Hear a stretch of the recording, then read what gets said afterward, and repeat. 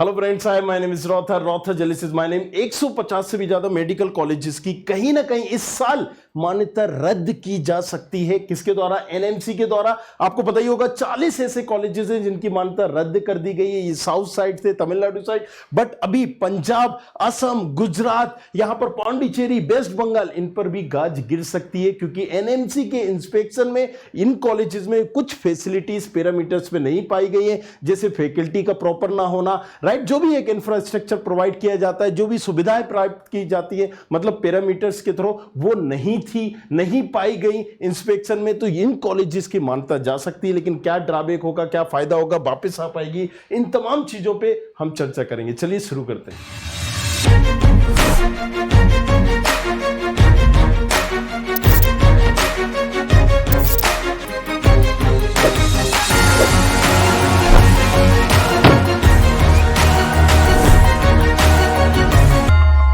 यार एनएमसी ने यहां पर 40 कॉलेजेस की तो मान्यता रद्द कर दी गई, लेकिन अगर हम एक ग्राफ से समझे तो 2014 में 387 करीब कॉलेजेस थे, राइट, जो मेडिकल कॉलेजेस थे, बट ये बढ़कर अब 654 कॉलेजेस हो गए। सो सीधा आप समझ सकते हो कि लगभग दुगने कॉलेजेस हमारे इंडिया में हो चुके हैं। यही अगर हम एमबीबीएस सीटों की बात करें तो 2014 तक जो 51,000 सीटें थी, 51,000 करीब, वो अब जाके 99,000 हो गई हैं। मतलब सीधा सा 95% सीटें बढ़ चुकी हैं। अगर हम पीजी की बात करें तो एमबीबीएस या पीजी में भी आप देखोगे तो यहां पर 100% ज्यादा, 107% सीटें बढ़ी हैं। जितना पहले 31,000 थी वो अब जाके 64,000 करीब हो गई हैं। तो कुछ ग्राफ में हम यहां पर समझेंगे कि भाई ये सीटें देता कौन है? NMC, National Medical Commission, right. So ये क्या करता है कि ये अलग अलग कॉलेजेस को सीटें देता है। किस चीज की? मेडिकल की।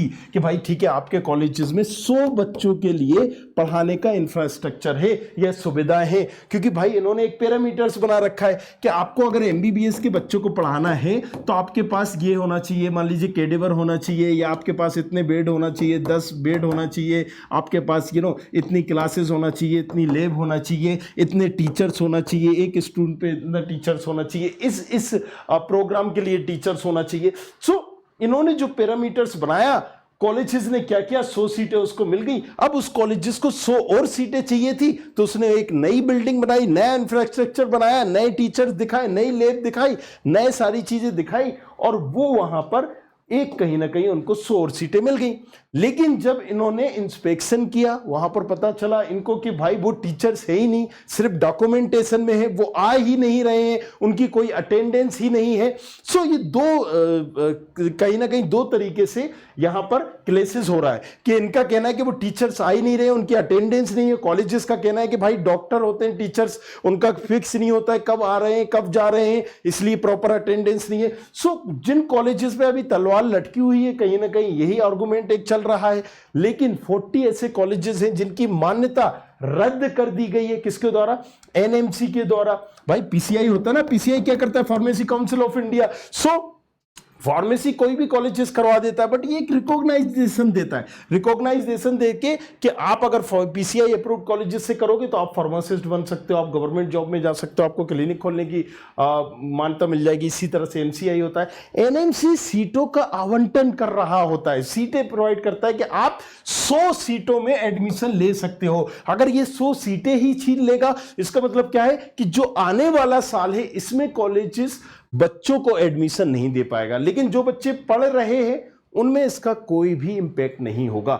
जो भी मान्यता जाती है आती है वो नए साल के लिए हो रही होती है, राइट। ये हर साल इंस्पेक्शन करता है, तो अब 2023 में वो एडमिशन नहीं ले पाएगा। हालांकि यहां पर 2 मंथ कॉलेजेस के पास टाइम होता है, 2 मंथ का। इस 2 मंथ में अगर हम बात करें तो वो फिर से यहां पर जो भी सारे पैरामीटर्स है उसको कवर करके या अपील करके ये तमाम चीजें वापस भी ले सकता है। सो ऐसा नहीं है कि जो मान्यता चली गई है वो वापस नहीं आएगी, आ भी सकती है, राइट। क्योंकि ये हर साल अपना इंस्पेक्शन करते हैं कि भाई ठीक है, जो कॉलेजेस ने बोला है वो सारी फैसिलिटीज है या नहीं है। इसीलिए आपने देखा होगा कि कई कॉलेजेस, जिस कॉलेजेस में आप पढ़ते हो, जब नेक का हो या एनबीए का हो या किसी का भी, राइट, एक्रेडिटेशन हो, एफिलिएशन, जब मिलना होता है, इंस्पेक्शन होता है, तो कॉलेजेस में हर तरह की फैसिलिटीज प्रोवाइड कर दी जाती है। सो ये हर साल ही करते हैं, और अब इसमें 100 और कॉलेजेस हैं, राइट, कहाँ कहाँ के वो भी हम देख लेते हैं, जिसमें मैंने बताया कि तमिलनाडु में तो गाज गिरी चुकी है, गुजरात है, असम है, पंजाब है, आंध्र प्रदेश है,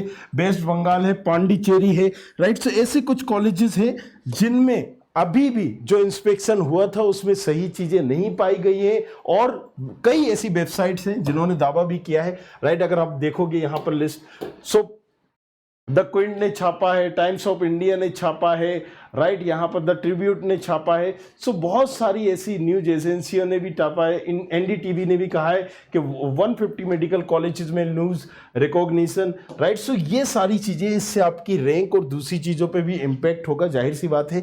लेकिन अभी डरने की, घबराने की जरूरत नहीं है, क्योंकि 2 मंथ हमारे पास है। 2 मंथ में ये फिर से अपील करके सीटों को ले सकते हैं, और सारी स्टेट काउंसलिंग हो या ऑल इंडिया की काउंसलिंग हो, उसमें हम आपको सारी चीजें बताएंगे ही। राइट, कि आपकी रैंक के हिसाब से और इन सब के हिसाब से कौन सा कॉलेज है, कौन सा नहीं लेना चाहिए। सो अभी के लिए ये एक बड़ी न्यूज है। कट ऑफ अगर ये इन कॉलेजेस की मान्यता जाती है, या 150 कॉलेजेस कम होते हैं, तो 150 कॉलेजेस में 100 सीटें भी हैं, तो आप समझ लीजिए कि डायरेक्टली यहां पर जो सीटें बढ़ रही थी, 1000 सीटें कहीं ना कहीं, या 10,000 से भी ज्यादा सीटें कैंसिल भी हो सकती हैं। सो क्या रहेगा क्या नहीं रहेगा, काउंसलिंग में भी टाइम है, 2-3 मंथ का टाइम है, तो ये सारी चीजें उस टाइम टू टाइम वेरी करेंगी। क्या कट ऑफ जाएगा उस पर भी बेटर करेगा, बट आपको बने रहना है, नीट स्टूडेंट खबरी को फॉलो करना है। राइट, जिससे आप सारी चीज जान सको, एमबीबीएस अब्रॉड हो या एमबीबीएस इन इंडिया हो, स्टेट काउंसलिंग हो या ऑल इंडिया काउंसलिंग हो, नीचे प्रोफाइल एनालिसिस फॉर्म भी भरा होगा, आप सारी चीजें भर के जान सकते हैं। Thank you very much, thanks lot. I hope you like this video. For more such videos, keep watching our channel And do not forget to like, share and subscribe.